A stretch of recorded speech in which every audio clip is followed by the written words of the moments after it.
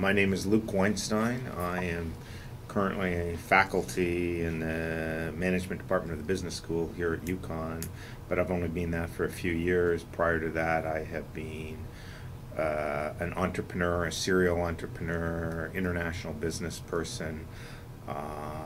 From an entrepreneurial perspective, always been involved in high-tech, computer-related software or hardware applications. First real entrepreneurial venture I had was working in the Silicon Valley, early stage employee for a company called Ridge Computers. It was the original RISC, or reduced instruction set, computer manufacturer, and that was an interesting experience. Was there for a couple of years. Since then, I have co-founded a number of entrepreneurial startups in different vertical markets, and been an early stage employee of at least one other. My last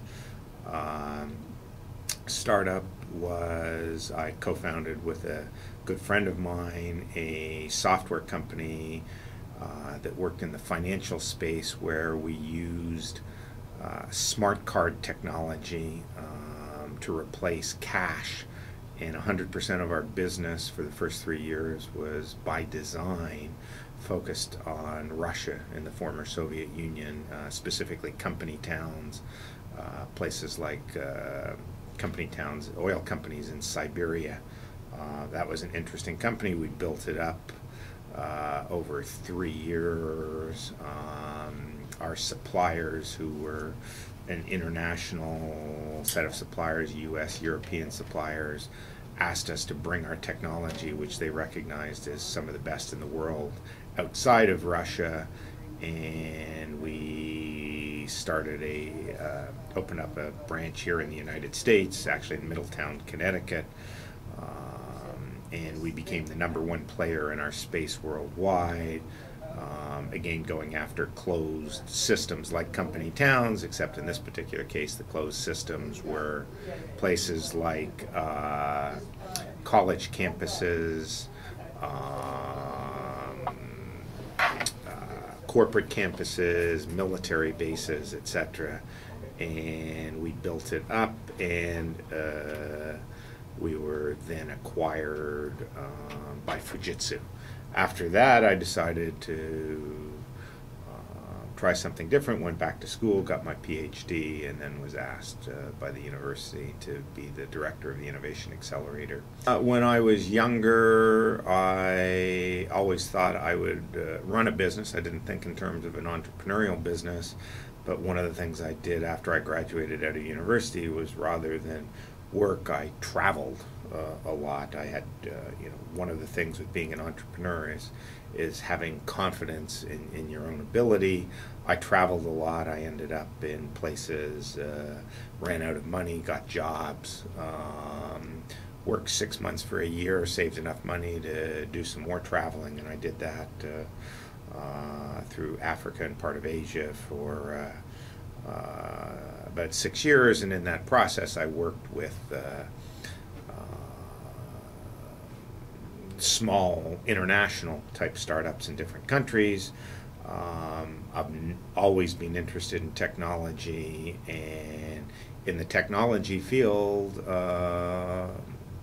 entrepreneurism is where the opportunities are really at. Like many entrepreneurs will say, I've learned more from my failures than I have from my successes. I don't think that I was smarter, cleverer in my successes than I was in my failures. It's just things came together better. Timing is everything. Luck plays an opportunity. But it's tenacity and perseverance and being able to pick yourself up when people throw bricks at you, or when you run into brick walls, is an important entrepreneurial characteristic. The most important thing is something that you've got to have passion and belief in doing this. Entrepreneurship is hard. You shouldn't do it. Some people do it because they think of the money, the potential money, and if you do it because of money, I wouldn't recommend doing it. People did it for money back in the late 90s in the dot-com bubble,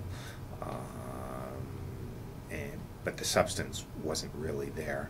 It's about being passionate about something. It's about having not so much control of your own destiny, but a strong say in what you do and where you're going to spend your time. I think an important thing an important attribute of an entrepreneur is always to be able to question, to be able to challenge. I think I drive people crazy at times because I ask a lot of questions. Learning to communicate is an important thing, but I think passion and perseverance are a really important thing, and the ability to ask questions and be able to listen to the answers and not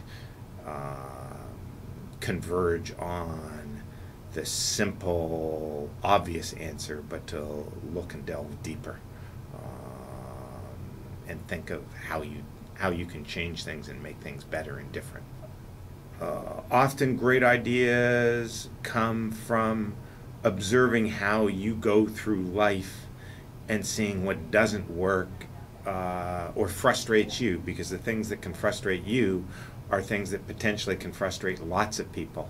And if you go through life accepting those frustrations, that's one approach. Or if you go through life thinking about there's got to be a better way for doing this, and then try and go off. So it's being observant. It's recognizing opportunities.